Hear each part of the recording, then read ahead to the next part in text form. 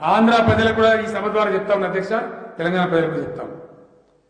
ఉభయ రాష్ట్రాల రైతాంగం యొక్క ప్రయోజనాలు కోరి విశాల దృక్పథంతో కాళేశ్వరం ప్రాజెక్టు విజయవంతంగా నిర్మించుకున్నటువంటి అనుభవ సారం నుంచి నేను జగన్మోహన్ రెడ్డి గారికి చెప్పాను.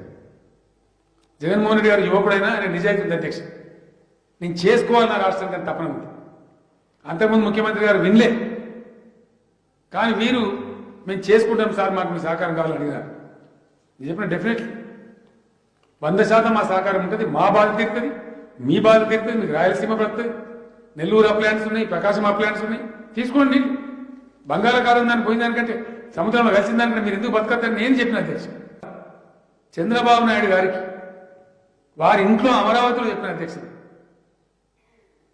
నీళ్లు వేస్ట్ పోతున్నాయి సముద్రానికి, ఏం పంచాయతీ పెడతావు పోతారు, ఈ దిక్కుమాలిన పంచాయతీలు బంద్ చేయండి, వాడుకుందాం నీళ్లు. సమైక్య రాష్ట్రంలో అట్లే చేసిన మీరు రాష్ట్ర విభజనకు దోహదమైంది. ఇయ్యాలలో మీ వైఖరి మాట్లాడి చెప్తాను వినలే అధ్యక్ష. ఫైనల్గా మొన్న ఈ కొత్త ముఖ్యమంత్రి గారు వైఎస్ జగన్మోహన్ రెడ్డి గారు అక్కడ ముఖ్యమంత్రి అయిన తర్వాత సుహృద్భావ వాతావరణం వాళ్ళు అడిగితే వెల్కమ్ అని చెప్పిన వారు టాక్స్కి వచ్చినారు, చర్చలు జరిగినాయి. నేను నమ్ముతున్నా, నాకు భగవంతుడు నమ్మేవాడిని. మంచి ఆలోచన చేస్తే ఫలవంతమవుతుంది అధ్యక్ష. ఆంధ్ర ప్రజలకు కూడా ఈ సభ ద్వారా చెప్తాం అధ్యక్ష, తెలంగాణ ప్రజలకు చెప్తాం.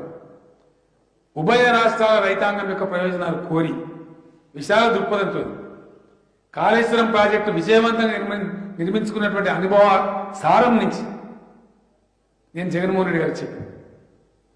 జగన్మోహన్ రెడ్డి గారు యువకుడైనా ఆయన నిజాయితీ ఉంది అధ్యక్ష. నేను చేసుకోవాలి నా రాష్ట్రానికి అని తపన ఉంది.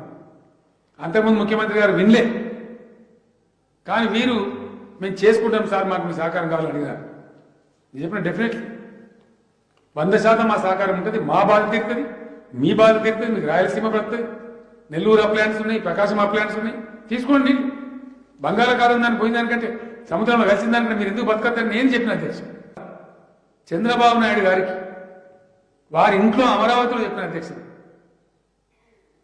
నీళ్లు వేస్ట్ పోతున్నాయి సముద్రానికి, ఏం పంచాయతీ పెడతావు పోతారు, ఈ దిక్కుమాలిన పంచాయతీలు బంద్ చేయండి, వాడుకుందాం నీళ్లు.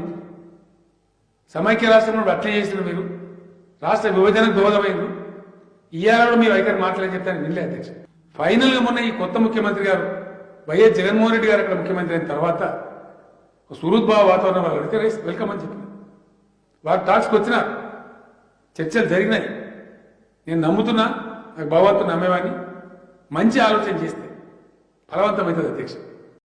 ఆంధ్ర ప్రజలకు కూడా ఈ సభ ద్వారా చెప్తాం అధ్యక్ష, తెలంగాణ ప్రజలకు చెప్తాం.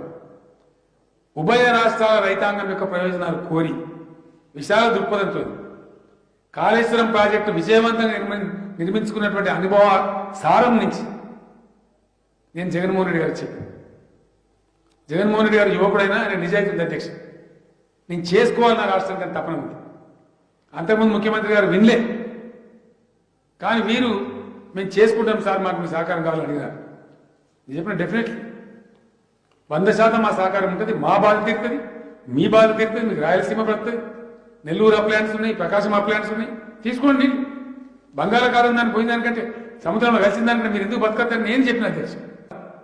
చంద్రబాబు నాయుడు గారికి వారి ఇంట్లో అమరావతిలో చెప్పిన అధ్యక్ష,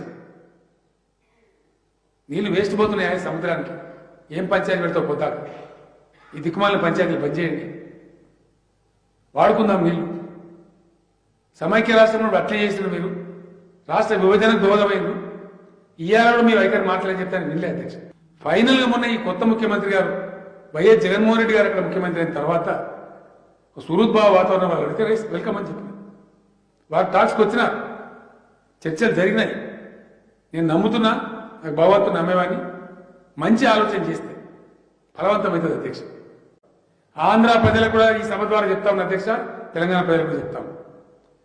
ఉభయ రాష్ట్రాల రైతాంగం యొక్క ప్రయోజనాలు కోరి విశాల దృక్పథంతో కాళేశ్వరం ప్రాజెక్టు విజయవంతంగా నిర్మించుకున్నటువంటి అనుభవ సారం నుంచి నేను జగన్మోహన్ రెడ్డి గారికి చెప్పాను. జగన్మోహన్ రెడ్డి గారు యువకుడైనా ఆయన నిజాయితీ ఉంది అధ్యక్ష. నేను చేసుకోవాలి నా రాష్ట్రానికి అని తపన ఉంది. అంతకుముందు ముఖ్యమంత్రి గారు వినలే, కానీ వీరు మేము చేసుకుంటాం సార్, మాకు మీ సహకారం కావాలని అడిగినారు.